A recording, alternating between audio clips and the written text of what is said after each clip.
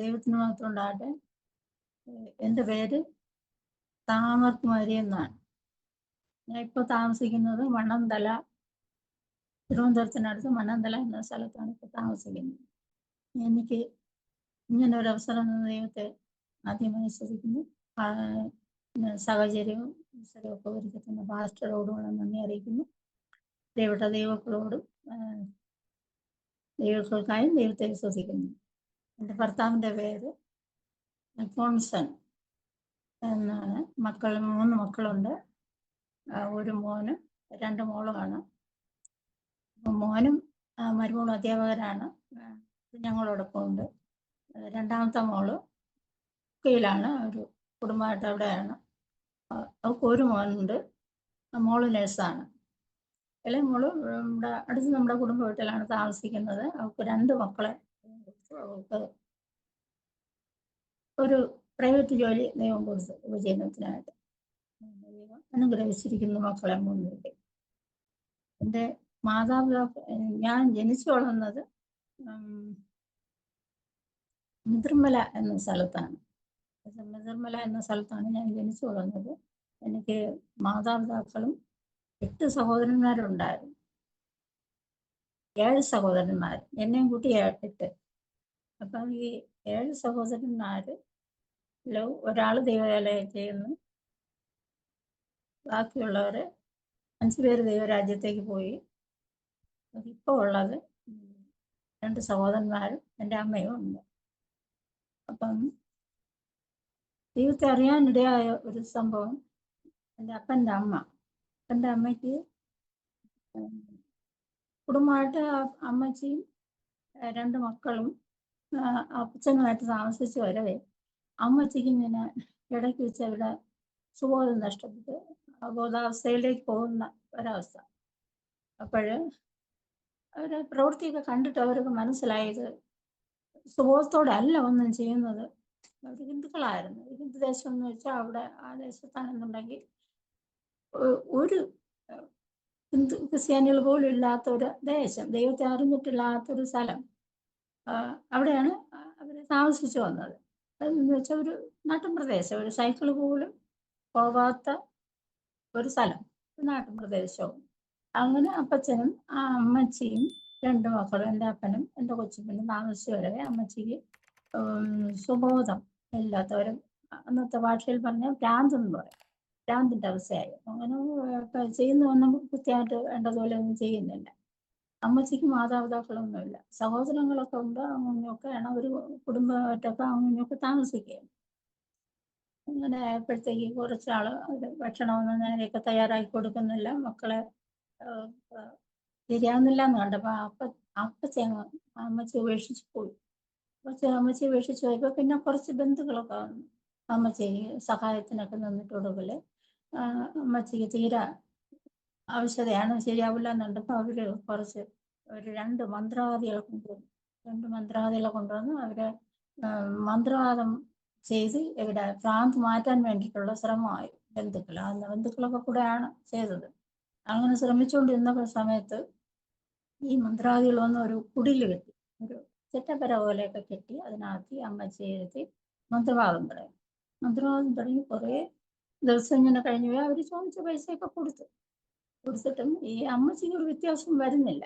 അവരുടെ സ്വഭാവങ്ങൾക്ക് രീതികൾക്കും ഒരു വ്യത്യാസം വരാത്തത് കൊണ്ട് പിന്നെ ഈ മന്ത്രവാദികൾ അവരെ കൊണ്ട് പറ്റാത്തത് കൊണ്ട് അവർ ഒരു ദിവസം രാത്രിയൊക്കെ അവരങ്ങ് പോയി. രാവിലെ നോക്കിയപ്പോൾ അമ്മച്ചി മന്ത്രവാദികളെ കാണാൻ. അങ്ങനെ ബന്ധുക്കൾ വിചാരിച്ചു അപ്പം മന്ത്രവാദികളെ കൊണ്ടുപോലും പറ്റില്ല. അപ്പൊ പിന്നെ നമ്മൾ പിന്നെ ഇവിടെ നിന്നിട്ട് കാര്യമില്ല എന്ന് വിചാരിച്ചു. ക്രമേണ ബന്ധുക്കളും ഓരോന്നായിട്ട് അങ്ങ് മാറിപ്പോയി. അപ്പൊ ഈ അമ്മച്ചിയും 2 മക്കൾ മാത്രം, കൊച്ചുമക്കളാണ്, അവിടെ ശേഷിച്ചു. അപ്പൊ ഇവരിങ്ങനെ താമസിച്ച് വരവേ കുറെ ദിവസമൊക്കെ കഴിഞ്ഞു. മക്കൾക്ക് സമയത്ത് ഭക്ഷണം കിട്ടാതെയായി, അടുത്തുള്ള ആരും വന്ന് നോക്കാതെയായി. അങ്ങനെയൊക്കെ തീരെ വഷളായ അവസ്ഥകൾ വളരെ വഷളായി. പക്ഷേ ഇടയ്ക്കിടയ്ക്ക് അമ്മച്ചിക്ക് ഓർമ്മ വരുമ്പോൾ പെട്ടെന്ന് ഓർമ്മ വരുമ്പോൾ നോക്കുമ്പോൾ മക്കളെ കാര്യം ഓർമ്മ വരും. അയ്യോ, കുഞ്ഞുങ്ങൾക്കൊന്നും കൊടുത്തില്ലല്ലോ എന്ന് വിചാരിച്ച് പെട്ടെന്ന് മക്കൾക്ക് ഭക്ഷണം ഉണ്ടാക്കി കൊടുക്കും. കാരണം അവിടെ മിക്കവാറും എല്ലാ സാധനങ്ങളും അവിടെ ഉണ്ട്. എല്ലാം കൃഷിയും മറ്റേ തേങ്ങയും മറ്റേ എല്ലാ സാധനങ്ങളും ഉണ്ട്. അവിടെ നിന്ന് എടുത്ത് അവർക്ക് ആഹാരത്തിന് വേണ്ടിയിട്ട് ഒന്നും വാങ്ങിക്കാൻ പോകേണ്ട ആവശ്യമില്ല. ഇനി ഈ ബന്ധുക്കൾ നിന്ന സമയത്ത് കുറച്ച് പലവ്യഞ്ജനങ്ങളും അത് ഇതൊക്കെ വാങ്ങിച്ചു വെച്ചതും ഉണ്ടായിരുന്നു. അങ്ങനെ അമ്മച്ചി പെട്ടെന്ന് ഭക്ഷണം ഉണ്ടാക്കി മക്കൾക്കും കൊടുത്ത് അമ്മച്ചിയും കൂടെ കഴിക്കും. അങ്ങനെ കഴിച്ചിങ്ങനെ ഇരുന്നപ്പോൾ ഒരു ദിവസമായപ്പോൾ അമ്മച്ചി കിടക്കയായിരുന്നു. കട്ടിൽ കിടക്കുന്നപ്പോഴത്തേക്ക് കുറച്ച് ദൂരെ നിന്ന് ഈ വർത്തമാനമൊക്കെ കേട്ടറിഞ്ഞുകൊണ്ട് ഒരു പാസ്റ്ററും കുറച്ച് ദൈവമക്കളുമായിട്ട് അവിടെ വന്നു. അന്ന് അമ്മച്ചിയോട് ചോദിച്ച് ഞങ്ങളൊന്ന് പ്രാർത്ഥിച്ചോട്ടെ. അപ്പൊ അമ്മച്ചി സുബോധമൊന്നും ഇല്ലായിരുന്നു. അങ്ങനെയായിരുന്നു.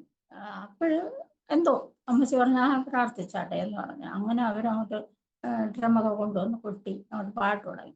പാട്ട് തുടങ്ങിയ സമയത്ത്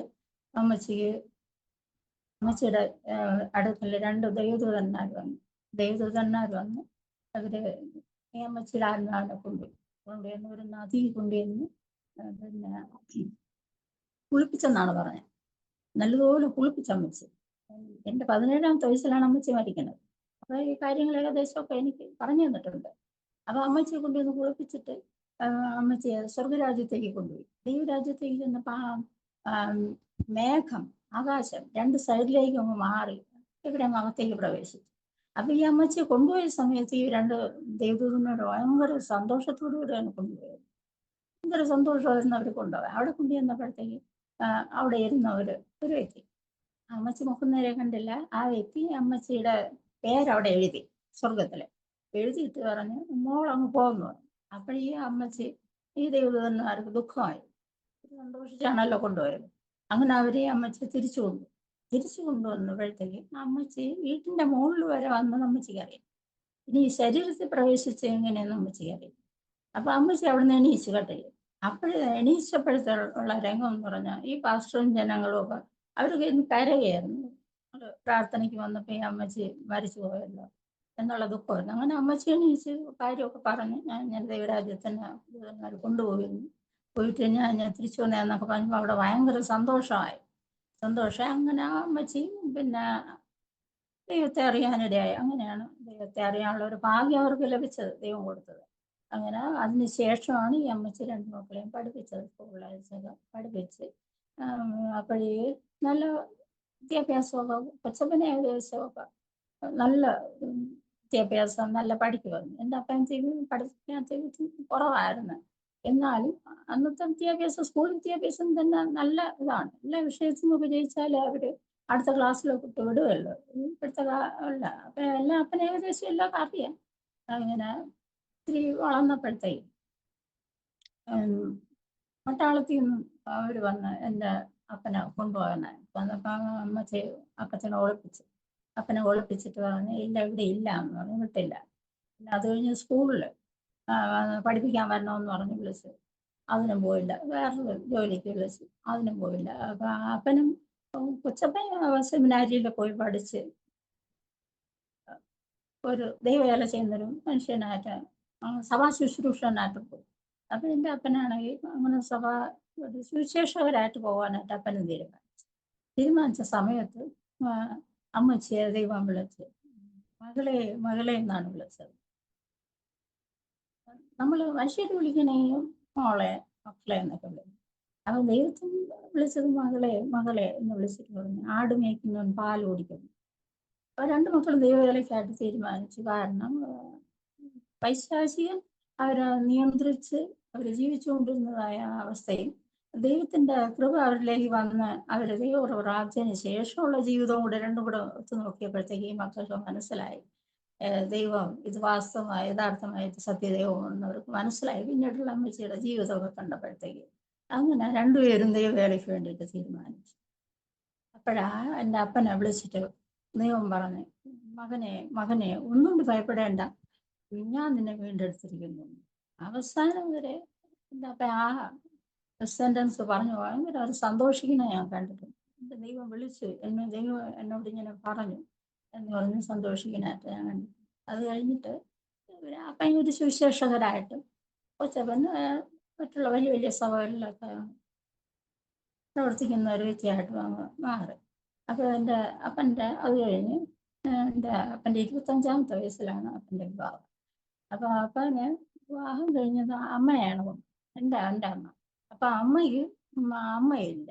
അപ്പൊ അമ്മയ്ക്ക് സ്കൂൾ ലൈഫൊന്നും അമ്മയെ പഠിപ്പിച്ചില്ല ആരും. അപ്പൊ അമ്മയ്ക്ക് അതിനുള്ള വിദ്യാഭ്യാസമൊന്നുമില്ല. പക്ഷെ ഈ ബന്ധുക്കളാണ് എൻ്റെ അമ്മയെ വളർത്തിയത്. അപ്പൊ ഈ ബന്ധുക്കള് അമ്മയുടെ അപ്പയെ വേറെ വിവാഹം കഴിച്ചു. അപ്പൊ അവര് പോയി. അപ്പൊ എൻ്റെ അമ്മയെ വളർത്തിയത് ബന്ധുക്കളാണ്. അപ്പൊ ബന്ധുക്കൾ വളർത്തിയ സമയത്ത് ഇവര് പൊങ്കാലയിടാനിട്ടൊക്കെ എൻ്റെ അമ്മയെ വിളിക്കുമായിരുന്നു. അപ്പോഴമ്മ പറഞ്ഞു പൊങ്കാലയിടാനൊക്കെ വിളിക്കുമ്പോഴത്തേക്ക് അമ്മയ്ക്ക് എവിടുന്നോ ഒരു വാക്ക് അമ്മയുടെ ഹൃദയത്തിൽ കിട്ടി. സ്തോത്രം, സ്തോത്രം എന്നുള്ളൊരു വാക്ക്. അങ്ങനെ അമ്മ ഈ പൊങ്കാലയ്ക്ക് ഓരോ സാധനങ്ങൾ എടുത്തിടുമ്പോഴത്തേക്ക് അമ്മ സ്തോത്രം, സ്തോത്രം എന്ന് പറയുന്നു. അവിടെ പള്ളിയൊന്നുമില്ല. അങ്ങനെ സ്തോത്രം പറയുന്നു. അങ്ങനെ എൻ്റെ അമ്മയെ 14-ാമത്തെ വയസ്സിൽ എൻ്റെ അപ്പൻ കൊണ്ടുവന്നു. കൊണ്ടുവന്നപ്പോഴത്തേക്ക് ആ അമ്മയ്ക്ക് ബൈബിൾ വായിക്കാൻ അറിയില്ല. അപ്പം എൻ്റെ അപ്പനും അമ്മച്ചി, അപ്പൻ്റെ അമ്മ അമ്മച്ചിയും ഒക്കെ ബൈബിൾ വായിക്കുകയും പ്രാർത്ഥിക്കുകയും ആരാധിക്കുകയൊക്കെ ചെയ്യുന്ന കണ്ടപ്പം എൻ്റെ അമ്മയ്ക്ക് ഒരു ആഗ്രഹം, ദൈവമേ എനിക്ക് ബൈബിൾ വായിക്കാൻ അറിയില്ലല്ലോ, ഞാൻ ഇനി എന്ത് ചെയ്യും? എനിക്ക് അക്ഷരമൊന്നും അറിയില്ലല്ലോ എന്ന്. അപ്പോൾ എൻ്റെ അപ്പനും അമ്മച്ചിയൊക്കെ പള്ളിയിൽ പോവുകയോ അല്ല വെളിയിൽ എവിടെയെങ്കിലും പോണ സമയത്തൊക്കെ അമ്മ ഇങ്ങനെ കറിക്കൊക്കെ അരിഞ്ഞുകൊണ്ടിരിക്കും. മലക്കറിയും മറ്റൊക്കെ അങ്ങനെ അരിഞ്ഞുകൊണ്ടിരിക്കുന്ന സമയത്ത് ഒരു കൈപ്പത്തി വരും. ഒരു കൈപ്പത്തി വന്ന് ഞാൻ എഴുതും. ആ എന്നെഴുതുമ്പോൾ എൻ്റെ അമ്മ അത് നോക്കിയിട്ട് എന്ന് വായിക്കും. പിന്നീട് അമ്മ ബൈബിൾ എടുത്ത് എവിടെ നോക്കിയാലും അമ്മയ്ക്ക് ആ അക്ഷരം അറിയാം. അങ്ങനെ കുറേ ദിവസങ്ങൾ കൊണ്ട് ഇങ്ങനെ എല്ലാ അക്ഷരങ്ങളും ദൈവം അമ്മയെ പഠിപ്പിച്ചു. എൻ്റെ അമ്മയെ പഠിപ്പിച്ചു. അങ്ങനെ അമ്മ പിന്നെ ബൈബിൾ വായിക്കാൻ തുടങ്ങി. ആ അമ്മയാണ് ഞങ്ങളെ പിന്നെ ഉം, മലയാളം വായിക്കാനൊക്കെ അമ്മ ഞങ്ങളെ സഹായിച്ചിട്ടുണ്ട്. അപ്പോഴേ അപ്പൻ്റെ അമ്മ പറഞ്ഞു, എൻ്റെ അപ്പൻ്റെ വിവാഹം കഴിഞ്ഞപ്പോഴത്തേക്ക് അതിന് ശേഷമാണ് മക്കളെയൊക്കെ കിട്ടിയതൊക്കെ അതിന് ശേഷം. അപ്പം അമ്മച്ചി പറഞ്ഞു ആദ്യമായിട്ട് അപ്പൻ്റെ മക്കളിൽ ആദ്യത്തെ കുഞ്ഞ് പെണ്ണായിരുന്നു കഴിഞ്ഞാൽ അത് അതിൻ്റെ തലമുറ എനിക്ക് വേണ്ടി കാണാമല്ലോ. എനിക്ക് അന്നൊക്കെ തലമുറ കാണുമെന്ന് പറഞ്ഞാൽ ഭയങ്കര പ്രാധാന്യമുള്ള കാര്യം. 3-ാം തലമുറ 4-ാം തലമുറയൊക്കെ കാണണമെന്ന് പറഞ്ഞു. പക്ഷെ അമ്മച്ചി 2 തലമുറയെ കാണാൻ പറ്റുള്ളൂ. അങ്ങനെ അമ്മച്ചി പറഞ്ഞ് ആദ്യത്തെ കുഞ്ഞ് പെണ്ണായിരിക്കണമെന്ന് പറഞ്ഞിട്ട് പ്രാർത്ഥിക്കാൻ തുടങ്ങി. പ്രാർത്ഥിച്ച് 3 പേരും കൂടെ എൻ്റെ അമ്മയും അപ്പനും അമ്മച്ചിയും കൂടെ പ്രാർത്ഥിച്ച് ഇങ്ങനെ കാത്തിരിക്കുകയായിരുന്നു. അപ്പോഴാണ് അപ്പന് ആദ്യം ഒരു കുഞ്ഞ് ജനിച്ചത്. അപ്പൊ അത് കുറച്ച് ദിവസമേ കിടന്നുള്ളൂ. കുറച്ച് ദിവസം കിടന്നപ്പോഴത്തേക്ക് ദൈവം പറഞ്ഞ്, എൻ്റെ അപ്പനെ വിളിച്ചിട്ട് ദൈവം പറഞ്ഞ്, ഈ കുഞ്ഞിനെ ദൈവം എടുക്കാൻ പോവുകയാണ്, ഇതിന് പകരമായിട്ട് നിനക്ക് മറ്റൊരു കുഞ്ഞിനെ തരാം.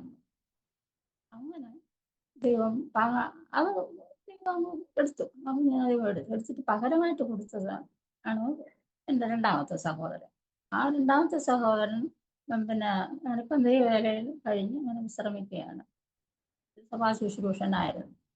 അപ്പം രണ്ടാമത്തെ അങ്ങനെ അടുത്ത് 3-ാമത് പ്രസവിച്ചപ്പോൾ ഒരു പെൺകുഞ്ഞായിരിക്കുമെന്ന് ഞാൻ പ്രതീക്ഷയോടെ ഇരുന്ന സമയത്ത് 3-ാമത്തത് ആൺകുഞ്ഞ്, 4-ാമത്തത് ആൺകുഞ്ഞ്. അപ്പോഴേ 3-ാമത്തെ ആൺകുഞ്ഞ് വന്നപ്പോഴത്തേക്ക് ദൈവം പറഞ്ഞു, കുഞ്ഞിനെ കാണിക്കേണ്ടവരെ കാണിക്കുക, കുഞ്ഞിനെ ദൈവം എടുക്കാൻ പോകണമെന്ന് പറഞ്ഞു. 3.5 വയസ്സായി. അപ്പൊ പറഞ്ഞപ്പോഴത്തേക്ക് അപ്പം ഇങ്ങനെ ഒന്നും മിണ്ടിയില്ല. ദൈവത്തിന്റെ ഇഷ്ടം നടക്കുമെന്ന് വിചാരിച്ച് ദൈവം അത് 3.5 വയസ്സായപ്പോൾ അതിന് ദൈവം അങ്ങ് എടുത്തു. അത് ദൈവരാജ്യത്തേക്ക് അങ്ങ് പോയി. അത് ഒരു വർഷം, അടുത്ത വർഷം അതേ സമയമായപ്പോഴത്തേക്ക് അടുത്തതിൻ്റെ ഇളയത് 2.5 വയസ്സുള്ള. അപ്പൊ ദൈവം പറഞ്ഞു, ഈ കുഞ്ഞിന്ന് രാത്രി 12:30 ദൈവസഭയിൽ പർദീസയിലിരിക്കുമെന്ന്. അപ്പൊ അതും രാത്രി 12:30 ആയപ്പോഴത്തേക്ക് മരിച്ചു. അപ്പൊ എൻ്റെ അമ്മയ്ക്ക് ഭയങ്കര ദുഃഖമായി. മക്കള് മരിച്ചു. ഭയങ്കര ദുഃഖമായിട്ട് ഇങ്ങനെ കരഞ്ഞുകൊണ്ടിരുന്ന സമയത്ത് ദൈവം ഒരു ദർശനം എൻ്റെ കൈയോട്ട് പ്രസവന തോട്ടത്തിൽ പ്രാർത്ഥിച്ച് രക്തം പ്രാർത്ഥിച്ചുകൊണ്ടിരിക്കുന്നതായ ആ രംഗം അമ്മയ്ക്ക് കാണിച്ചു കൊടുത്തു. അപ്പോഴേ ആ ദർശനം കണ്ട ഉടനെ അമ്മയ്ക്ക് ആ സങ്കടവും ദുഃഖവും എല്ലാം മാറിയിട്ട് അമ്മ വന്ന് ശവപ്പെട്ടിയുടെ അടുത്ത് വന്നു, എന്താന്ന് ദൈവം എടുത്തു, ദൈവത്തിന്റെ നാമമാകത്തപ്പെടട്ടെ എന്ന് ഇങ്ങനെ പ്രാർത്ഥിച്ചപ്പോഴത്തേക്ക് അവിടെ ഇരുന്നവരൊക്കെ വിചാരിച്ചു ഇത്തിരി സമയം കരഞ്ഞുകൊണ്ടിരുന്നതല്ലേ, ഇപ്പൊ പെട്ടെന്ന് വന്ന് ഇത് പ്രാർത്ഥിക്കുന്നു, ഇതെന്താന്ന് അവരൊക്കെ ഇങ്ങനെ അതിശയം തോന്നി മറ്റുള്ളവർ. പക്ഷെ അതിനുശേഷം ഇതേവരെ എൻ്റെ അമ്മ മക്കള് മരിച്ചു എന്ന് പറഞ്ഞ അമ്മ കരയണമെന്ന് ഞാൻ കേട്ടിട്ടില്ല, കണ്ടിട്ടില്ല. അമ്മ ഇവനോ ഒരു സന്തോഷമായി, മക്കൾ ദൈവരാജ്യത്ത് ഉണ്ടെന്നുള്ള ഒരു ഉറപ്പായി. ആ 3.5 വയസ്സിൽ മരിച്ച കുഞ്ഞാണെന്നുണ്ടെങ്കിൽ പറയുമെന്ന്, ഞാൻ യേശുവിൻ്റെ അടുത്തേക്ക് പോകുമ്പോൾ പിന്നെ ഞാൻ പറന്നു പോകുമ്പോൾ ആ അടുത്ത് നിൽക്കുന്ന ആ പ്ലാവിൽ തട്ടുമോ, അല്ലാതെയൊക്കെ പോകുമെന്നൊക്കെ ചോദിച്ചു. മരണസമയമായപ്പോൾ അവൻ്റെ കഴുത്തിൽ ഒരു മാല ഉണ്ടായിരുന്നു, അതൊക്കെ വലിച്ചു പൊട്ടി ചെറിഞ്ഞളഞ്ഞു. എനിക്ക് ഈ ചെമ്പൊന്നും വേണ്ട, ഞാൻ ശിവന്റെ അടുത്തേക്ക് പോവുകയാണെന്ന് പറഞ്ഞു. 3.5 വയസ്സിൽ ദൈവത്തെ സാക്ഷിച്ചുകൊണ്ടാണ് അത് ദൈവരാജ്യത്തിൽ. അടുത്ത അഞ്ചാമത് പ്രസവിച്ചത് ഒരാണാണ് എൻ്റെ നേരെ മൂത്തത്.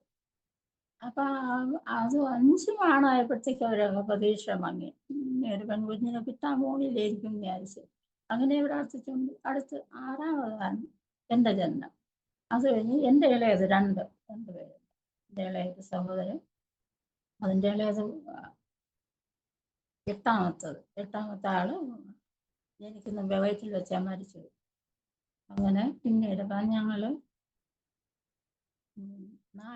4 സഹോദരന്മാർ മരിച്ചുപോയായിരുന്നു. അത് കഴിഞ്ഞിട്ട് ഞങ്ങൾ എൻ്റെ 3 സഹോദരന്മാരും ഞാനും അപ്പനും അമ്മയും കൂടി ഇങ്ങനെ ജീവിച്ചു വരികയായിരുന്നു.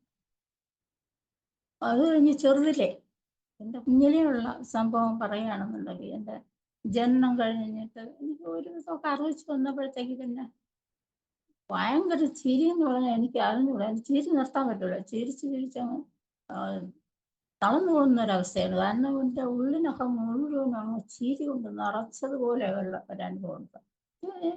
ചെറുത് ജന്മനാ തന്നെ ദൈവികമായിട്ടുള്ള ഒരു ദൈവസ്നേഹത്തിൻ്റെ ആ ദൈവസ്നേഹ മാധുര്യത്തിൽ ലയിച്ചുള്ള ഒരു ജീവിതം എന്ന് പറയുന്നതാണ് ശരി.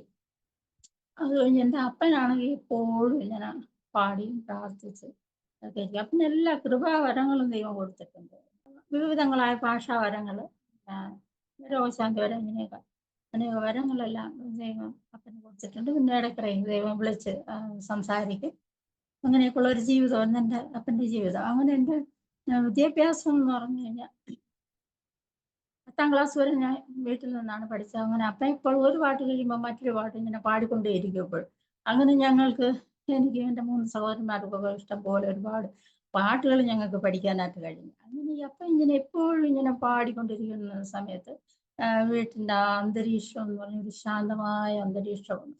അപ്പൊ അമ്മയും ഇതിലിങ്ങനെ അങ്ങ് ലയിച്ച്, ഞങ്ങൾ എല്ലാവരും അതിലങ്ങ് ലയിച്ചോളാം. ഞങ്ങൾ വീട്ടിൽ നിൽക്കുന്ന സമയമൊക്കെയാണ്. എന്നിട്ട് അപ്പം പാടിക്കൊണ്ടിരിക്കുന്ന സമയത്തും പ്രാർത്ഥിച്ചുകൊണ്ടിരിക്കുന്ന സമയത്തും പിന്നെ ഞങ്ങളോട് ഇങ്ങനെ ദൈവവചനമൊക്കെ സംസാരിച്ചുകൊണ്ടിരിക്കുന്ന സമയത്തുമൊക്കെ പിന്നെ ഭാഷകൾ പറഞ്ഞിട്ട് വിവിധങ്ങളായ ഭാഷകളൊക്കെ പറഞ്ഞിട്ട് പിന്നെ അതിനെ മലയാളത്തിലോട്ടൊക്കെ പറയും, ഞങ്ങൾക്ക് മനസ്സിലാകത്തക്ക രീതിയിൽ. അപ്പോൾ ഇങ്ങനെ പറയും. അപ്പോൾ എനിക്കാണെങ്കിൽ ആ ചെറുതിലുള്ള ആ പ്രായത്തിലാണെങ്കിൽ എന്തെങ്കിലും ഒരു കാര്യം എൻ്റെ മനസ്സിൽ കാണുകയോ കേൾക്കുകയോ അറിയുകയൊക്കെ ചെയ്ത് കഴിഞ്ഞാൽ പിന്നെ എൻ്റെ ചിന്ത മുഴുവനും അങ്ങോട്ട് പോകും. അങ്ങനെ എൻ്റെ തലയിൽ കൈ വെച്ചിട്ട് അപ്പം പറഞ്ഞിട്ടുണ്ട്, കേസിൽ മാത്രം ചിന്തയും വിശ്വാസം, അടിസ്ഥാനം, ഉറപ്പും ധൈര്യമുള്ളവരായിരിക്കാം. ഇങ്ങനെ ഇടയ്ക്കിടയ്ക്ക് പറയാൻ വേണ്ടി എനിക്ക് അപ്പോഴതിനെപ്പറ്റി ഞാൻ ചിന്തിച്ചില്ല. എനിക്ക് മനസ്സിലായില്ല. എന്നാലും എൻ്റെ ചിന്തകൾ നിയന്ത്രിക്കാൻ എനിക്ക് കഴിഞ്ഞില്ല. പിന്നെ എൻ്റെ മാതാപിതാക്കൾ ഇങ്ങനെ അവിടെ നിന്ന് 10ാം ക്ലാസ് കഴിഞ്ഞിട്ട് ഞാൻ കോളേജിലോട്ട് പഠിക്കാൻ വേണ്ടിയിട്ട് കാട്ടാക്കട ക്രിസ്ത്യൻ കോളേജിൽ എൻ്റെ കൊച്ചമ്മൻ്റെ വീട്ടിൽ നിന്നാണ് പഠിക്കാൻ പോയത്. അപ്പോൾ പഠിക്കാൻ പോയപ്പോഴത്തേക്ക് 1 വർഷം മുഴുവൻ എൻ്റെ വീട്ടിൽ നിന്ന് മാറിയതിൻ്റെ ഒരു ദുഃഖം എനിക്ക്. അവിടെ കൊച്ചമ്മ സഭയിലങ്ങ് പോകും. കുഞ്ഞമ്മയും മക്കളുമാണുള്ളത്, 3 മക്കളുമാണുള്ളത്. പിന്നെ അവരവിടെ പാട്ടും പ്രാർത്ഥനയൊക്കെ വളരെ കുറവാണ്. എൻ്റെ വീട്ടിലുള്ളത് പോലുള്ള ഒരു അന്തരീക്ഷമല്ല അവിടെ. ആ വീട്ടിലോട്ട് മാറിയതിൻ്റെതായ ഒരു ദുഃഖം എൻ്റെ മനസ്സിലുണ്ടായിരുന്നു. അപ്പോൾ ഏകദേശം 1 വർഷത്തോളം എനിക്ക് ഭയങ്കര സങ്കടമായിരുന്നു. ഇത് മാറി കുറച്ച് അവധിയൊക്കെ വന്ന് 2 ദിവസം അവധി കിട്ടുമ്പോൾ തിരിച്ച് എൻ്റെ അപ്പ ഓടി നിന്ന് വിളിച്ച് വീട്ടിൽ കൊണ്ടുവരുമായിരുന്നു. അത് കഴിഞ്ഞ് വീണ്ടും പോകുമായിരുന്നു. അങ്ങനെ എന്ന സമയത്ത് ഇതിനകത്ത് ഒരു കുറച്ച് നാൾ കഴിഞ്ഞപ്പോൾ ഒരു 10ാം ക്ലാസ്സൊക്കെ കഴിഞ്ഞപ്പോഴത്തേക്ക് എൻ്റെ അപ്പനും അമ്മയും ഇങ്ങനെ ആത്മാവിലും ആനന്ദിക്കുന്നത് കണ്ടപ്പോഴത്തേക്ക് എൻ്റെ മനസ്സിൽ ഒരാഗ്രഹം, എനിക്കും ദൈവകൃപ കിട്ടിയിരുന്നുവെങ്കിൽ ഇങ്ങനെ ഒരു ദാഹം, അടങ്ങാത്തൊരു ദാഹം. അപ്പം ദൂരെ പള്ളികളിലൊക്കെയാണ് പോകണമെന്നുണ്ടെങ്കിൽ ഞങ്ങളെ കൊണ്ടുപോകില്ല. അടുത്തുള്ള പള്ളികളിലൊക്കെ ഞങ്ങൾ കൊണ്ടുപോകാറുള്ള. അന്നാണെങ്കിൽ നിശ്ചയം വീടൊന്നുമില്ല, പോയി വരികയാണ് ആരാധനയ്ക്ക് പോയി, അവിടെ തങ്ങാനൊന്നും പറ്റില്ല. അങ്ങനെ ഈ കൊച്ചപ്പൻ്റെ വീട്ടിൽ നിന്ന സമയത്ത് എനിക്ക് കൃത്യമായി പള്ളിയിൽ പോകാൻ അടുത്തൊരു പള്ളി ഉണ്ടായിരുന്നു. ഞാൻ പള്ളിയിൽ പോകുമായിരുന്നു.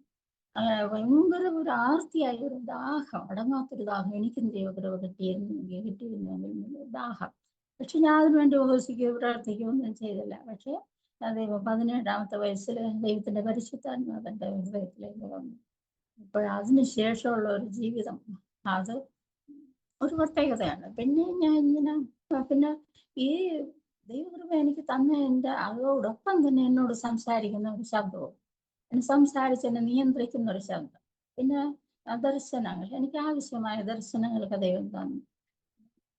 അങ്ങനെയാ ഞാൻ ഇങ്ങനെ ജീവിച്ചു വന്നപ്പോഴത്തേക്ക് എൻ്റെ വിദ്യാഭ്യാസ കാലഘട്ടം എന്ന് പറഞ്ഞാൽ ഈ ദൈവകൃപ പ്രാപിച്ചു കഴിഞ്ഞാൽ പിന്നെ പിന്നീട് അങ്ങോട്ടുള്ള ജീവിതം സുഖം സുഭിക്ഷം സുന്ദരമെന്നൊന്നും ആരും വിചാരിക്കണ്ട. പിന്നെ അങ്ങോട്ടുള്ള ജീവിതം യുദ്ധമാണ്. ലോകവും ജഡവും പിശാചും തമ്മിലുള്ള യുദ്ധമാണ്. അതുകൊണ്ടാണ് ദൈവം നമുക്ക് കാവലായിട്ട് സംരക്ഷണത്തിനായിട്ട് ദൈവദൂതന്മാരെ തന്നിട്ടുള്ളത്. അപ്പൊ ഇവരെന്നോട് ഇങ്ങനെ സംസാരിച്ചുകൊണ്ടേയിരിക്കുന്നു. അപ്പൊ ഒരു ദിവസം ആയപ്പോഴത്തെ ആദ്യമായിട്ട് എന്നോട് സംസാരിച്ചതെന്ന് വെച്ചാൽ കൊച്ചപ്പൻ്റെ മോളിങ്ങനെ മരിച്ചീനി പിഴുത് എറിഞ്ഞുകൊണ്ടിരിക്കുന്ന ഞാൻ ഓടിച്ചിട്ടോണ്ടിരിക്കുകയായിരുന്നു. അപ്പോഴത്തേക്ക് എന്നോട് ഇങ്ങനെ ഈ സൈഡിൽ ഞാൻ ഒരു ശബ്ദം ഇപ്പം എറിയുമെന്ന് പറഞ്ഞു. എനിക്ക് ഒഴിയാനുള്ള സമയം ഉണ്ടായിരുന്നു, പക്ഷെ ഞാൻ ഒഴിഞ്ഞില്ല. ഞാൻ ആദ്യമായിട്ട് കേൾക്കുന്ന ശബ്ദമല്ല. അപ്പോൾ പറഞ്ഞ് സ്വപ്പം എറിഞ്ഞത് എൻ്റെ ദേഹത്തൂടെ എറിഞ്ഞു തന്നു. അപ്പം ഞാൻ ശ്രദ്ധിക്കാൻ തുടങ്ങി, അത് എന്താണ് ഞാൻ ഈ പറഞ്ഞ ശബ്ദം എന്താണെന്ന് ഞാൻ ശ്രദ്ധിക്കാൻ തുടങ്ങി.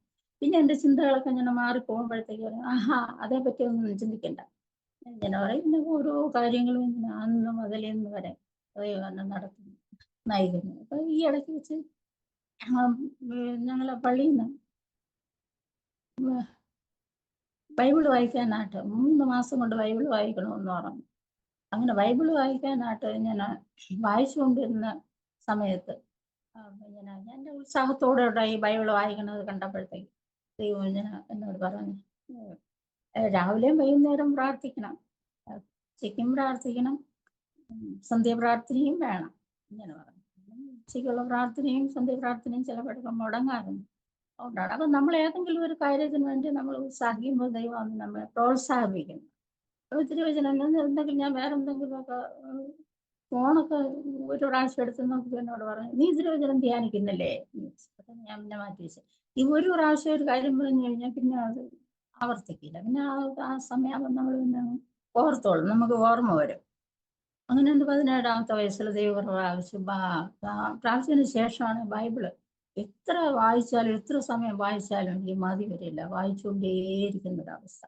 പിന്നെ അതിന് മുന്നേ ആണെന്നുണ്ടെങ്കിൽ പലവിധമായ ചിന്തകൾ ഇങ്ങനെ മാറിപ്പോകും. അതിനുശേഷം എൻ്റെ ചിന്തകളെ നിയന്ത്രിക്കുന്ന ഒരു ദൈവത്തിൻ്റെ ഒരു സഹായം ഉണ്ടായിട്ട് പ്രാർത്ഥിക്കുക എന്ന് പറഞ്ഞാൽ അതിനുശേഷം നല്ലതായിട്ട് പ്രാർത്ഥിക്കും. അതിനുശേഷം ഈ 17ാമത്തെ വയസ്സ് കഴിഞ്ഞ് എന്നിട്ട് ഞാൻ ഒരു ദിവസം കോളേജിൽ പോയിക്കൊണ്ടിരുന്നപ്പോഴത്തേക്കുണ്ടായി കാലിൻ്റെ ചിരട്ട തെറ്റിപ്പോയി നടന്നു പോയത്. അപ്പൊ എൻ്റെ നേരെ മുൻവശത്തൂടെ കൊച്ചപ്പൻ്റെ മോൾ നടന്നു പോയത്. വിളിച്ചൊന്നുമില്ല, അത് കാലിങ്ങനെ തെറ്റി ഇങ്ങനെ വീഴാൻ പോയി. പെട്ടെന്ന് എൻ്റെ മുന്നേ പോയവള് തിരിഞ്ഞെന്നെ പിടിച്ച് അവിടെ നിർത്തി. അപ്പൊ ഞാൻ തന്നെ അതിശയിച്ചു. അപ്പൊ ഈ തിരിഞ്ഞെന്നെ പിടിച്ച് നിർത്തിയെന്ന് അവിടെ മുഖത്ത് നോക്കിയപ്പോഴത്തേക്ക് ഈ ഭയങ്കര ഇവിടുന്ന് നിറഞ്ഞ് ഒഴുകുന്ന ഒരു സ്നേഹം അവിടെ മുഖത്ത് നോക്കി ഞാൻ അങ്ങ് ചിരിച്ചു, ഭയങ്കരമായിട്ടാണ് ചിരിച്ചു. അവിടത്തേക്ക് നോക്കിയപ്പോൾ അവള് നോക്കിയപ്പോൾ 2 കണ്ണിൽ നിന്ന് തരതരയായ കണ്ണുനീരൊഴുകുന്നു, ചിരിക്കുന്നു. അതെന്തെന്ന് അവൾ അതിശയിച്ചു. എനിക്കും തോന്നി അതിശയം. അതുവരെ ഇല്ലാത്തൊരു അനുഭവം, ഒരു വേറിട്ട ഒരു അനുഭവം.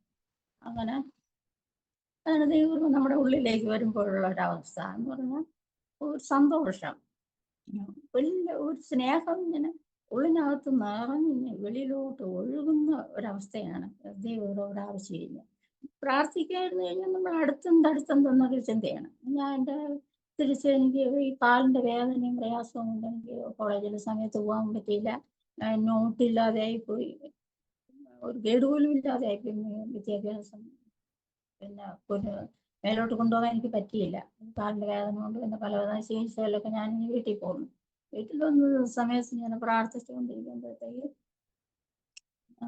അമ്മ ഒന്ന് ജോലിയെല്ലാം ഒതുക്കിയിട്ടൊക്കെ അമ്മ വരുന്നതിന് മുന്നേ ഞാൻ വന്ന് കിടക്കുമ്പോൾ അമ്മ ഒരാഴ്ച ജോലിയെല്ലാം ഒതുക്കിയിട്ടൊക്കെ വന്ന് ഉറങ്ങാനായിട്ട് വരുമ്പോഴത്തേക്ക് അമ്മ ചോദിക്കും, പെട്ടെന്ന് ഉറങ്ങിയോ എന്ന് ചോദിക്കും.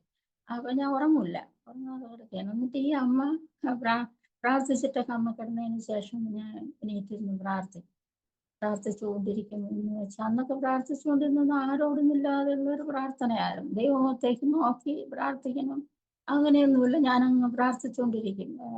ഇരുട്ടാണ്, അവിടെ അന്ന് അവിടെ കറണ്ടൊന്നുമില്ല, ചിമ്മിയൊക്കെ വരുന്നു.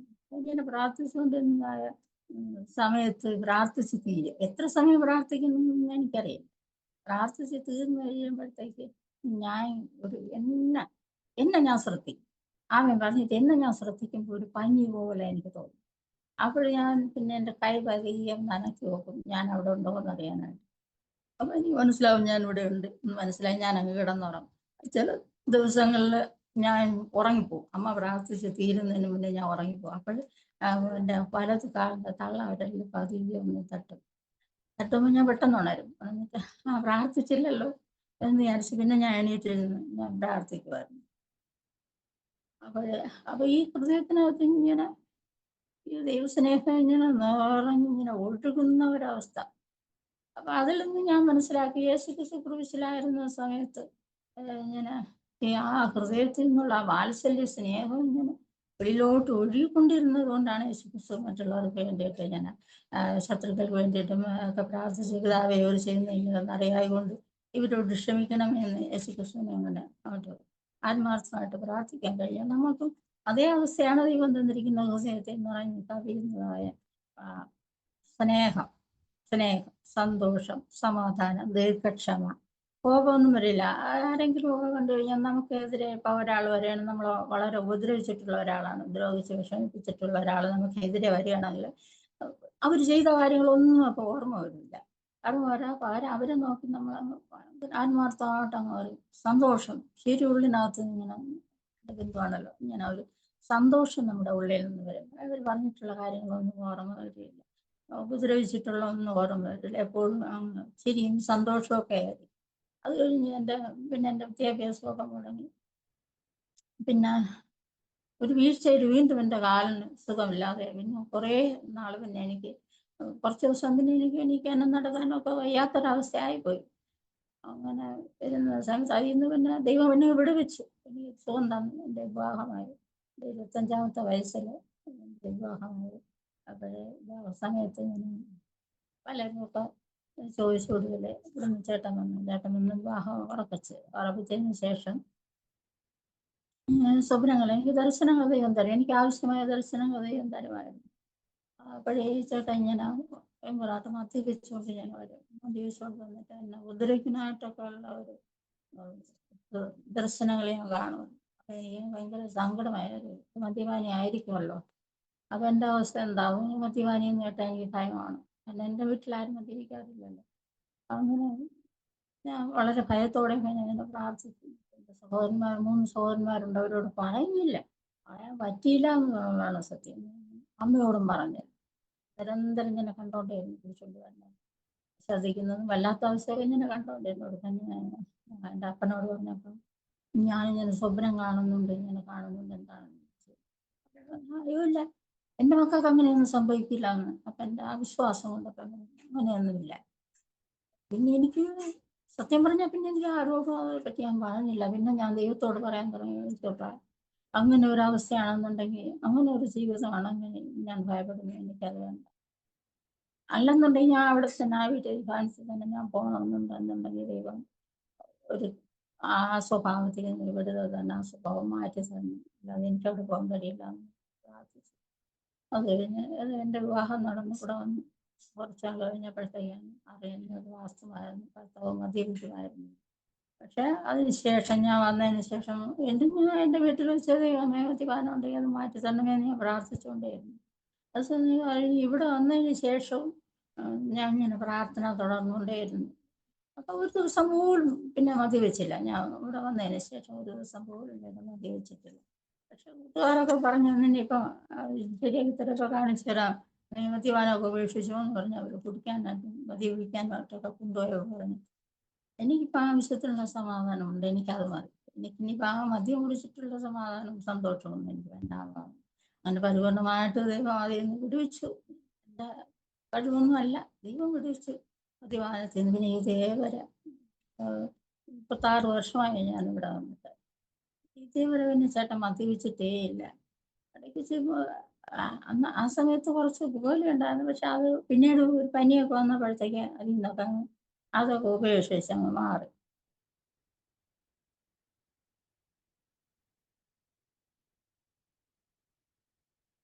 എൻ്റെ ജീവിതത്തിൽ ചില മറക്കാനാവാത്ത ചില കാര്യങ്ങളിലൂടെ ഞാൻ പറഞ്ഞോളട്ടെ. ഞാൻ എൻ്റെ ജീവിതയാത്ര തുടർന്ന് പോയപ്പോഴത്തേക്ക് എനിക്ക് ആദ്യം കുഞ്ഞുങ്ങളെ കിട്ടില്ല എന്ന് പറഞ്ഞു. അപ്പോഴത്തേക്ക് ഞാൻ പ്രാർത്ഥിച്ച ദൈവമേ, എൻ്റെ ഭർത്താവിൻ്റെ അവസ്ഥയാണ് ഇങ്ങനെയാണ്. ഒരു പാസ്റ്റർ പ്രാർത്ഥിച്ചിട്ട് പറഞ്ഞു സന്തതി കിട്ടില്ല എന്ന് പറഞ്ഞു. അങ്ങനെ ഞാൻ ദൈവത്തോട് പ്രാർത്ഥിച്ച ദൈവമേ എനിക്കൊരു കുഞ്ഞിനെ തരണമെന്ന് പറഞ്ഞു. പ്രാർത്ഥിച്ചുകൊണ്ടിരുന്ന സമയത്ത് ഒരു ദിവസം ചേട്ടൻ ജോലിക്കൊക്കെ പോയതിന് ശേഷം സമയം ഒരു 10 മണിയൊക്കെ സമയമായപ്പോഴത്തേക്ക് ഇങ്ങനെ ഒരു ശബ്ദം എൻ്റെ ഈ വലത് സൈഡിൽ ദൈവം നിനക്കൊരു കുഞ്ഞിനെ തരും എന്ന് പറഞ്ഞു. അങ്ങനെയാണ് എൻ്റെ മോനെ ദൈവം എനിക്ക് തന്നത്. അതിന് ശേഷം 2 പെൺമക്കളെയും ദൈവം തന്നു. അപ്പൊ എൻ്റെ ഇളയ മോള് കുഞ്ഞായിരുന്ന സമയത്താണ് എൻ്റെ അപ്പന് ഇത് ശ്വാസകോശത്തിൽ പൂപ്പൽ ബാധിച്ചിട്ട് ആശുപത്രികളിലായി. തിരുവനന്തപുരത്തുള്ള പുന്നേകൾക്കോട്ട ആശുപത്രിയിൽ അവർ അഡ്മിറ്റ് ചെയ്തു. അപ്പൊ അവിടെ കിടന്നതായ സമയത്ത് അപ്പൊ ഇങ്ങനെ പറഞ്ഞു പ്രാർത്ഥിച്ചുകൊണ്ടൊക്കെ ഇരുന്ന് ശ്വസിക്കാൻ കഴിയില്ല, ശ്വാസകോശത്തിൽ പൂപ്പലാണ്, ഡോക്ടറിനോട് പറഞ്ഞു മരിച്ചു പോകുമെന്ന് പറഞ്ഞു. അങ്ങനെ 9 പേരെ ലിസ്റ്റ് ഡോക്ടർ അവിടെ ലിസ്റ്റ് ഇട്ട് 9 പേരും മരിച്ചു പോകുന്നു. ആ കൂട്ടത്തിൽ അപ്പൻ്റെ പേരുണ്ടായിരുന്നു മരിച്ചു പോകുന്നു. അങ്ങനെ അപ്പം ഇതൊന്നും അറിയുന്നില്ല. അപ്പൊ ഞാനിതൊന്നും അറിഞ്ഞില്ല. എൻ്റെ സഹോദരന്മാർ മാത്രമേ അറിയാവൂ. അപ്പം മരിച്ചു പോകുമല്ലോ എന്ന് വിചാരിച്ചു അവരിങ്ങനെ സങ്കടപ്പെട്ടൊക്കെ ഞാൻ ശുശ്രൂഷിച്ചുകൊണ്ടിരുന്ന സമയത്ത് ഒരു ദിവസമായപ്പോഴത്തേക്ക് എൻ്റെ കൊച്ചമ്മ മാത്രം ഉണ്ടായിരുന്നു. എൻ്റെ ഇളയ സഹോദരൻ മാത്രം അവിടെ ഉണ്ടായിരുന്നു ആ സമയത്ത് ആശുപത്രിയിൽ. അപ്പോഴ് എൻ്റെ മക്കൾ കൊച്ചുമക്കളായതുകൊണ്ട് എനിക്ക് അങ്ങോട്ട് അപ്പോഴവിടെ നിൽക്കാൻ പറ്റിയില്ല. അപ്പോഴത്തേക്ക് അവൻ്റെ ജീവൻ പോയി, ശരീരത്തിൽ നിന്ന് ജീവൻ പോയതായ ഒരവസ്ഥ. അപ്പോഴെൻ്റെ കൊച്ചണ്ണനാണെന്നുണ്ടെങ്കിൽ അവിടെ നിന്ന് ഇറങ്ങി ഡോക്ടർമാർ പറഞ്ഞ് ഞങ്ങൾ വെളിയിൽ പോയി ഇരുന്നു. ഇപ്പം ജീവൻ പോയല്ലോ, ഡോക്ടർ വന്ന് നോക്കിയിട്ട് മോർച്ചറിയിലേക്ക് കൊണ്ടുവരുമെന്ന് പറഞ്ഞു. അങ്ങനെ കൊച്ചണ്ണൻ ചെന്ന് എൻ്റെ നേരെ മൂത്ത സഹോദരൻ ചെന്ന് മോർച്ചറിയിൽ അടുത്ത് ചെന്ന് കരഞ്ഞു ദൈവത്തോട് കരഞ്ഞു, ദൈവമേ എൻ്റെ അപ്പനെ ഞാൻ ആയുസ്സോടെയാണ് കൊണ്ടുവന്നത്, ഈ മരിച്ച ജഡമായിട്ട് ഞാൻ എൻ്റെ ഭവനത്തിലേക്ക് പോകുന്നില്ല എന്ന് പറഞ്ഞു. കരഞ്ഞു കുറേ സമയം അവിടെ ഇരുന്നു. കരഞ്ഞുകൊണ്ടൊക്കെ ഇരുന്നിട്ട് പ്രാർത്ഥിച്ച് കഴിഞ്ഞിട്ട് എൻ്റെ എണീച്ചൊക്കെ വന്ന് നോക്കിയപ്പോഴത്തേക്ക് സമയം കുറേ പോയിട്ടും അപ്പനെ കാണാനില്ല. അങ്ങനെ തിരിച്ചു വന്ന് അവിടെ വന്ന് നോക്കി. തിരിച്ചു വന്ന് നോക്കിയപ്പോഴത്തേക്ക് അപ്പ എണീറ്റ് സംസാരിക്കുന്ന ഒരു രംഗമാണ്. അപ്പൊ അവിടെ നിന്ന് അപ്പം പറഞ്ഞ് നമുക്ക് വീട്ടിലോട്ട് പോകാമെന്ന് പറഞ്ഞ് അങ്ങനെ എൻ്റെ വീട്ടിൽ ഇവിടെ വേണമെന്നല്ലോ അന്നന്തരം വന്നതായ സമയത്ത് അപ്പന് ദേവദൂതന്മാർ വന്ന് എൻ്റെ അപ്പനോട് പറഞ്ഞു, 10 വർഷം കൂടെ നിനക്ക് ആയുസ് നീട്ടി തന്നിരിക്കുന്നു, നിന്റെ ഇളയ മകൻ്റെ പ്രാർത്ഥന ദൈവസേനയിൽ എത്തിയിരിക്കുന്നു, നിനക്ക് 10 വർഷം കൂടെ നിനക്ക് ആയുസ് നീട്ടി തന്നിരിക്കുന്നു, നിന്റെ മക്കൾ വാതിലുണ്ടാവും, കൊച്ചുമക്കളെയൊക്കെ കാണും, ഇങ്ങനെയൊക്കെ പറഞ്ഞ് അനുഗ്രഹിച്ചു. പിന്നെ അവന് ഗുളികയും മരുന്നൊക്കെ കഴിക്കാൻ ഭയങ്കര മടിയാന്ന് പറഞ്ഞു. ഇവർ തന്നെ ഗുളികയും മരുന്നൊക്കെ വാങ്ങിച്ച് കഴിക്കണമെന്നൊക്കെ പറഞ്ഞു. അങ്ങനെ ദൈവം എൻ്റെ അപ്പന് 10 വർഷം കൂടെ ദൈവം ആയുസ് നീട്ടി കൊടുത്തു. ഒടുവിലായിട്ട് 10 വർഷം ഒക്കെ കഴിഞ്ഞ. പക്ഷെ ആ ഡേറ്റ് ഒന്നും ഞങ്ങൾക്ക് കുറിച്ച് വയ്ക്കാനൊന്നും പറ്റിയില്ല. അപ്പം 10 വർഷം ആയി കാണുമായിരിക്കും, അത് കൂടുതലായോ എന്ന് നമുക്ക് കുറിച്ച് വയ്ക്കണമെന്നൊക്കെ വിചാരിച്ചു. പക്ഷെ ആ ഡേറ്റ് കുറിച്ച് വയ്ക്കാൻ നമുക്ക് പറ്റിയില്ല. അങ്ങനെ 10 വർഷം കൂടെ ദൈവം ആയുസ് കൊടുത്തു. അങ്ങനെ നമുക്ക് കുറേ നാൾ കഴിഞ്ഞപ്പോൾ അപ്പം വിഷയം ചോദിച്ചു, ദൈവം എന്നെ കൊണ്ടുപോകണില്ലേ എന്ന് ചോദിച്ചു. കൊണ്ടില്ല ചോദിച്ചപ്പോഴത്തേക്ക് ദൈവം കാണിച്ചു കൊടുത്തു. ഞാനിരുന്ന് പ്രാർത്ഥിക്കുന്നതായ ഒരു രംഗം ഒന്ന് കാണിച്ചു കൊടുത്തു. അപ്പോഴപ്പം പറഞ്ഞു, എൻ്റെ മോള് അവിടെ കരഞ്ഞുകൊണ്ട് പ്രാർത്ഥിക്കുകയില്ല, അപ്പൻ ആയുസ് നീട്ടി കൊടുക്കണേ, ആയുസ് കൊടുക്കണേ, ആരോഗ്യം കൊടുക്കണേ എന്ന് പ്രാർത്ഥിക്കുകയില്ല. അപ്പം ഞാൻ ഇനി മരിക്കണമെന്ന് പറഞ്ഞ് ഞാൻ ഇനി പ്രാർത്ഥിക്കില്ല എന്ന് പറഞ്ഞു. അങ്ങനെ തീരുമാനമെടുത്ത് അങ്ങനെ അവിടെയൊക്കെ ജീവിച്ച് അത് കഴിഞ്ഞിട്ട് പിന്നെ ചെവി നല്ലപോലെ കേട്ടുകൂടെയായിരുന്നു അവസാനമായപ്പോഴത്തേക്ക്. പിന്നെ കണ്ണിന് കാഴ്ച മങ്ങി. കണ്ണിന് തിമിരം വന്ന് ഓപ്പറേഷൻ ചെയ്തിട്ട് കാഴ്ച തിരിച്ചു കിട്ടിയില്ല. ഒരു മങ്ങലും ചെറിയൊരു നിഴൽ പോലെ പിന്നെ ഞങ്ങളെ കാണാനൊക്കെ പറ്റുള്ളായിരുന്നു. അങ്ങനെ ഒരു ദിവസം ഞാൻ വീട്ടിൽ ചെന്നപ്പോഴത്തേക്കാണ് അപ്പം കണ്ട പാട്ട് കേൾക്കണല്ലോ, അതാണ്ട് അവർ പാടും നിങ്ങൾ കേൾക്കുന്നില്ലേന്ന് ചോദിച്ചു. അപ്പം ഞങ്ങൾ പറഞ്ഞു, ഞാൻ കേൾക്കുന്നില്ലല്ലോ അപ്പം എന്ന് പറഞ്ഞു. അത് ഏത് പാട്ടാണെന്ന് ചോദിച്ചപ്പോഴാണ് യുഗത്തിലെ ദുരിതങ്ങൾ തീരാറായി നാം പരത്തിലേക്ക് വരുന്നല്ലോ എന്നുള്ള ആ പാട്ട് വിശുദ്ധന്മാരുടെ ആത്മാക്കൾ പാടുന്നതായിട്ടുള്ള ശബ്ദം അതാണ്. അപ്പം കേൾക്കുകയും അവരോട് അപ്പം പാടുകയും ചെയ്തു. ഒരുപാട് പാട്ടുകൾ അമ്മ പറഞ്ഞു ഇങ്ങനെ ഒരുപാട് പാട്ടുകൾ പാടും. അപ്പം ഈ പാട്ടുകൾ പാടുമ്പോൾ അപ്പം ഇങ്ങനെ കൂടെ പാടി സന്തോഷിക്കും. അപ്പന് കണ്ണിന് കാഴ്ച കുറഞ്ഞതുകൊണ്ടോ ചെവിക്ക് കേൾവി ഇല്ലാത്തത് കൊണ്ടോ ഒരു വിഷമവും തോന്നിയിട്ടില്ല. വളരെ സന്തോഷമായിരുന്നു. വളരെ അവസാന കാലഘട്ടമായി വളരെ സന്തോഷമായിരുന്നു ഇങ്ങനെ കേട്ടോണ്ടൊക്കെ ഇരുന്നതുകൊണ്ട്. അപ്പം ഒടുവിൽ അപ്പനെ ഇങ്ങനെ സാത്താൻ നോക്കിയിട്ട് പറയും, ഈ തീ പോലെ എല്ലാം ഇരിക്കുന്ന അങ്ങോട്ട് അടുക്കാൻ പറ്റില്ല എന്ന് പറഞ്ഞു. അത് കഴിഞ്ഞിട്ട് ദൈവം പറഞ്ഞത് ഈ മനുഷ്യൻ ദൈവസന്നിധി അറ്റൻഡ് ആയിരിക്കുന്നു എന്ന് പറഞ്ഞു. അപ്പൊ ഇവിടെയാണ് ചെവി വെക്കാൻ വയ്യ, കണ്ണ് കാണാൻ വയ്യ, ഇവിടെ ഇരുന്നുവെങ്കിലും ആ മനുഷ്യൻ ദൈവസന്നിധി അറ്റൻഡ് ആയിരുന്നു എന്നാണ്. അതുകൊണ്ടാണ് അതിവിശുദ്ധന്മാരുടെ പാട്ടുകളൊക്കെ കേൾക്കാനായിട്ട് സാധിച്ചത്. അപ്പൊ ഒരു ദിവസം ഞാൻ വീട്ടിൽ ചെന്നപ്പോൾ അപ്പൻ പറഞ്ഞു, മക്കളെ ഞാൻ മിന്നളി വേഗതയിൽ ദൈവസന്നിധിയിലേക്ക് പോകുന്നു പറഞ്ഞു. അപ്പൊ ഞാൻ എനിക്ക് അങ്ങ് സങ്കടം തോന്നി. അയ്യോ, എൻ്റെ അപ്പൻ പോയാൽ പിന്നെ ആരും നമുക്ക് വേണ്ടി അപേക്ഷിക്കും. ഞാനങ്ങ് സങ്കടപ്പെട്ട ആ സമയത്ത് എൻ്റെ ഈ സൈഡിൽ ഇങ്ങനെ ഒരു ശബ്ദം, പരിശുദ്ധാത്മാവ് നമുക്ക് വേണ്ടി അപേക്ഷിക്കും എന്നൊരു ശബ്ദം. അപ്പോഴത്തേക്ക് എൻ്റെ ഈ സങ്കടം ദുഃഖം എല്ലാം അങ്ങ് മാറിയപ്പോൾ എനിക്കൊരു ആശ്വാസം ആയി. പരിശുദ്ധാത്മാവ് നമുക്ക് വേണ്ടി അപേക്ഷിക്കും. ദൈവം അങ്ങനെയാണല്ലോ പറഞ്ഞത്, പരിശുദ്ധാത്മാവിനെ ഉച്ചരിച്ചുകൂടാതെ ഞെരുക്കങ്ങളാൽ നമുക്ക് വേണ്ടി പക്ഷപാതം ചെയ്തുകൊണ്ടിരിക്കുകയാണെന്നല്ല ദൈവം. അങ്ങനെ പക്ഷേ ഈ അപ്പനോ എൻ്റെ ചേട്ടൻ മക്കളൊക്കെ അടുത്തുണ്ടെങ്കിൽ അവരാരും ഈ ശബ്ദം കേട്ടില്ല. അങ്ങനെ അത് കഴിഞ്ഞിട്ട് അവസാനമായിട്ട് ഒരു ദിവസം ഞാൻ ഇടയ്ക്കിടയ്ക്ക് വീട്ടിൽ പോകും, കുറച്ച് ദൂരമുണ്ട്. അവിടെ ചെന്നപ്പോഴത്തേക്ക് കുറച്ച് അപ്പന് ഇഷ്ടമുള്ള കേക്കൊക്കെ വാങ്ങിക്കൊണ്ട് ചെന്നപ്പോഴത്തേക്ക് അപ്പൻ പറഞ്ഞു, ഇല്ല എനിക്കൊന്നും വേണ്ടാന്ന്. അപ്പം ഞാൻ പറഞ്ഞു, അപ്പം ഞാനാണ് കൊണ്ടുവന്ന അപ്പൻ്റെ മോളാണെന്നൊക്കെ പറഞ്ഞു. അമ്മ അടുത്തുണ്ടായിരുന്നു. അപ്പന് നല്ലവണ്ണം എന്നെ പരിചയപ്പെടുത്താനായിട്ട് ശ്രമിച്ചിട്ട് അപ്പന് അറിയാൻ പറ്റില്ല, മനസ്സിലായില്ല. അപ്പോഴപ്പൻ പറഞ്ഞു, ആരാന്തോ എനിക്ക് മനസ്സിലാവണില്ല, ആരാന്തോ എന്ന് പറഞ്ഞു. എനിക്കങ്ങ് ഭയങ്കര സങ്കടം തോന്നി. ദൈവമേ, ഇത്രയും ദൂരം എൻ്റെ അപ്പനെ കാണാൻ വേണ്ടി ഞാൻ വളരെ ഉത്സാഹത്തോടുകൂടെ വന്നതാണ്. പക്ഷെ എൻ്റെ അപ്പൻ എന്നെ മനസ്സിലാവണില്ലല്ലോ. ഈ ദുഃഖത്തോടെ ഞാൻ എങ്ങനെ എൻ്റെ ഭവനത്തിലേക്ക് തിരിച്ചു പോകും ഇങ്ങനെ ചിന്തിച്ച് ഉടനെ ഒരു ശബ്ദം, എല്ലാവർക്കും ഇങ്ങനെ ഒരു ശബ്ദം, തിരിഞ്ഞു കാണിക്കാന്ന് പറഞ്ഞു. പറഞ്ഞത് അപ്പൻ ഇങ്ങനെ പറഞ്ഞിട്ട് കുനിഞ്ഞിരുന്നേനെ. ഞാൻ തിരിഞ്ഞതും കുനിഞ്ഞിരുന്ന അപ്പൻ നൂന്ന് നോക്കിയതും ഒരുമിച്ചായിരുന്നു. ഈ മുടി ഇഷ്ടം പോലെ മുടി ഉണ്ടായിരുന്നു. അപ്പൻ എൻ്റെ മുടി കണ്ടപ്പോൾ മനസ്സിലായി. അപ്പം പെട്ടെന്ന് സന്തോഷിച്ചിരിച്ചുകൊണ്ട് പറഞ്ഞു, എൻ്റെ മോള് വന്ന്, എൻ്റെ മോളാണെന്ന് പറഞ്ഞ് സന്തോഷിച്ചു. പക്ഷെ അതിനുശേഷം എൻ്റെ അപ്പനെ ഞാൻ ജീവനോടെ കണ്ടിട്ടില്ല. അതിനുശേഷം ദൈവരാജ്യത്തേക്ക് പോയി. അപ്പൊ ഈ ദൈവരാജ്യത്തേക്ക് അപ്പൻ പോയതായ സമയത്ത് ഒരു ദിവസം രാത്രി 2:30 മണിയായപ്പോൾ എൻ്റെ സഹോദരൻ്റെ ഭാര്യ, അമ്മ അടുത്തുണ്ടായിരുന്നു, ഉറങ്ങി. രാത്രി 2:30 മണിയായപ്പോൾ അമ്മ ഉറങ്ങിയത്. ആ സമയത്ത് എൻ്റെ സഹോദരൻ്റെ ഭാര്യ ഒരു ദർശനം കാണുകയാണ്. 2 ദൈവദൂതന്മാര് കസേര കൊണ്ടുവന്നു, തിളങ്ങുന്ന കസേര കൊണ്ടുവന്നു അപ്പനെ അതിൽ ഇരുത്തി ദൈവരാജ്യത്തേക്ക് കൊണ്ടുപോകുന്നതായ ഒരു ദർശനം എൻ്റെ സഹോദരൻ്റെ ഭാര്യ കാണുന്നു. അപ്പൊ അവള് പെട്ടെന്ന് എണീച്ചു, അയ്യോ അപ്പൊ പോയല്ലോ എന്ന് പറഞ്ഞ് സഹോദരനെയൊക്കെ വിളിച്ചുണർത്തി. ആ സമയത്ത് അകത്തെ സമയത്ത് തന്നെ അപ്പൻ ദൈവരാജ്യത്തേക്ക് പോയി കഴിഞ്ഞിരുന്നു. അപ്പൊ ഈ അപ്പൻ പ്രാർത്ഥിച്ചും പാടിയും ദൈവത്തെ സ്തുതിച്ചൊക്കെ ഇരുന്നപ്പോൾ നമുക്ക് ഇങ്ങനെ ഒരു ദർശനം കണ്ടപ്പോൾ പിന്നെ നമുക്ക് അങ്ങ് ആശ്വാസമായി.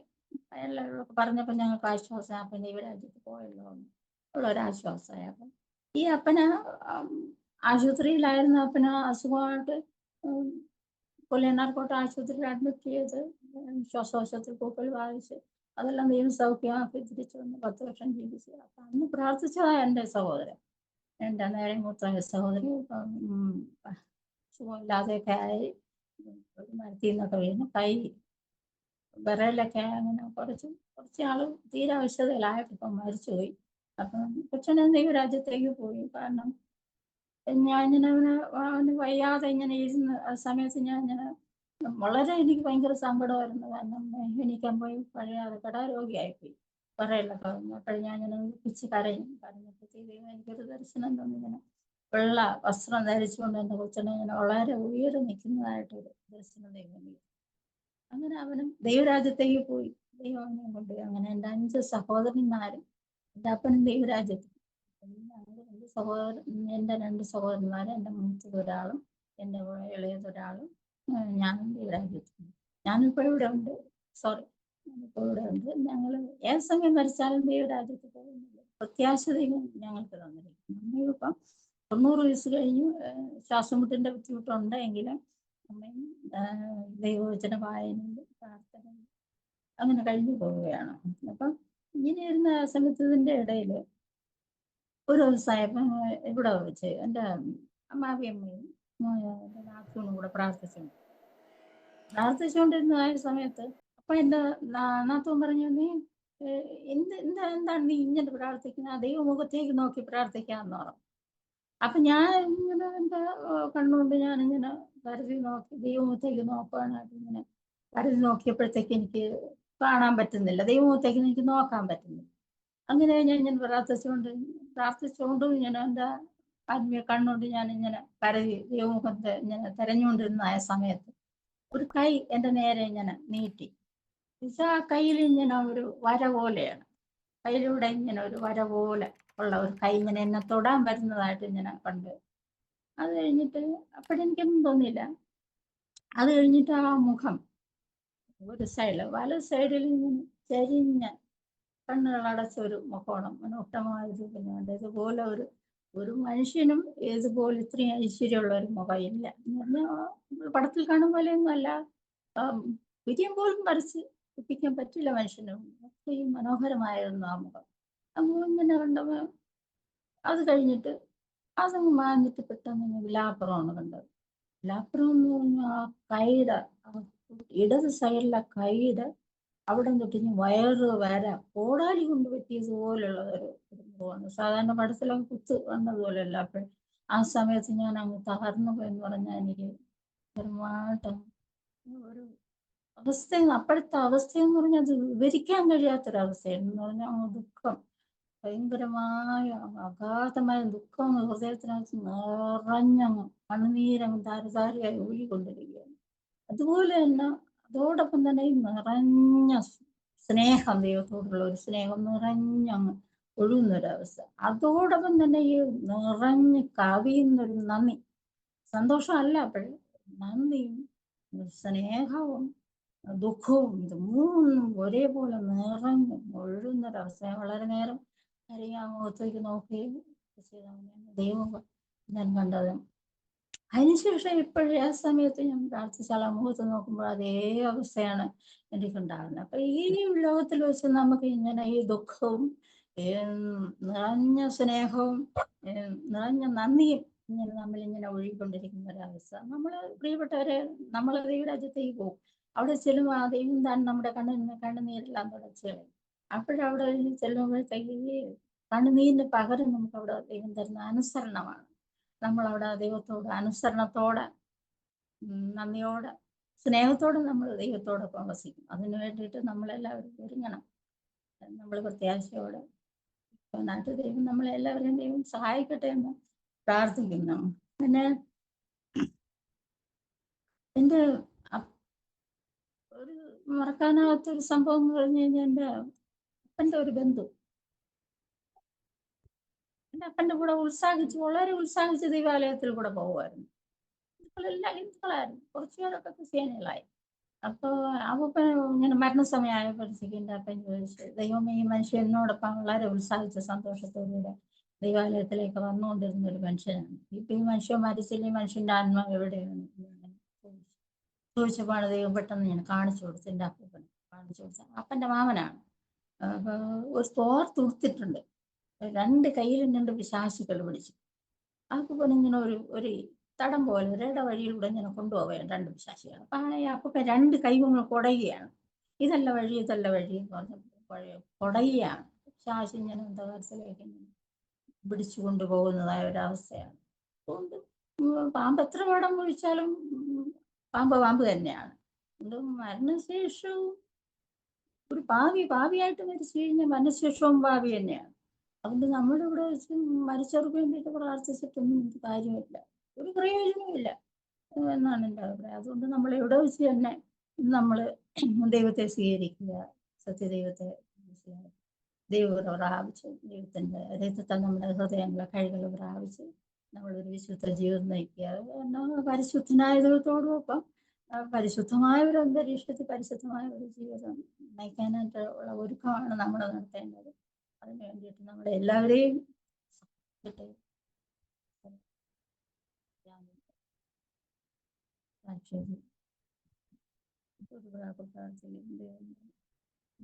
ഇങ്ങനെ ഒരവസരം തന്നതിനായി നോക്കുവാനും അങ്ങനെ വിശുദ്ധാനം തന്നിരിക്കുന്ന നല്ല അവസരത്തിനായി ശ്രദ്ധിക്കുന്ന ശ്രോത്രം ഇവിടെ വാഴ്ത്തുന്നു. പാസ്റ്ററേയും കുടുംബത്തെയും അങ്ങനെ അനുഗ്രഹിക്കുന്നു. അവരുടെ പ്രവർത്തനങ്ങളിലൊക്കെയും അങ്ങയുടെ അനുഗ്രഹം ആശീർവാദം കൂടെ ഉണ്ടായിരുന്നു. ഇത്രത്തോളമൊക്കെ സഹായിച്ചിരിക്കുക. സ്വതന്ത്രരായ ഞങ്ങളുടെ മക്കൾക്ക് വേണ്ടി എല്ലാവരും നിയമമാനസാന്തരം സത്യദൈവത്തെ അറിഞ്ഞു ദൈവമേ, ഒരു യേശുപ്പൻ്റെ രക്തത്താൽ കഴുകൽ പ്രാപിച്ച് ഒരു വിശുദ്ധ ജീവൻ നയിപ്പാൻ നമ്മൾ കൃപ ചെയ്ത് സഹായിക്കണം. എല്ലാവരെയും നിത്യയിലെത്തുകൊണ്ട് സന്തോഷിക്കാൻ യേശുപ്പാങ്ങ് സഹായിക്കണമെന്ന് അരുമനുഷ്യനായിട്ട് യേശുവിന്റെ ഒന്നാമത്തെ അപേക്ഷിക്കുന്നു. കൃപയുടെ കേൾക്കണമേ പരിശുദ്ധ കരുണ. ഓർമ്മയുടെ മനോരഥത്തിൽ മായാത്ത ഓർമ്മയ്ക്കായി അരോമ മാട്രിമോണിയിൽ നിന്നും ജീവിത പങ്കാളിയെ കണ്ടെത്തൂ. നിങ്ങൾ ഒരു ക്രിസ്തീയ ജീവിത പങ്കാളിയെ അന്വേഷിക്കുകയാണോ? അതോ മക്കൾക്ക് അനുയോജ്യമായ ഒരു തക്ക തുണയ്ക്ക് വേണ്ടി പ്രാർത്ഥിക്കുന്ന വ്യക്തിയാണോ? എങ്കിൽ അരോമ മാട്രിമോണി നിങ്ങൾക്ക് വേണ്ടിയാണ്. ഇന്നു തന്നെ സൗജന്യമായി രജിസ്റ്റർ ചെയ്യൂ. അരോമ മാട്രിമോണിയുടെ പ്രത്യേകതകൾ: രജിസ്ട്രേഷൻ തികച്ചും സൗജന്യം. ലോകത്തെവിടെയുമുള്ള അനുയോജ്യമായ ക്രിസ്തീയ ജീവിത പങ്കാളിയെ തിരഞ്ഞെടുക്കാം. വിവാഹം നടക്കുന്നതുവരെ സർവീസ് ലഭിക്കുന്നു.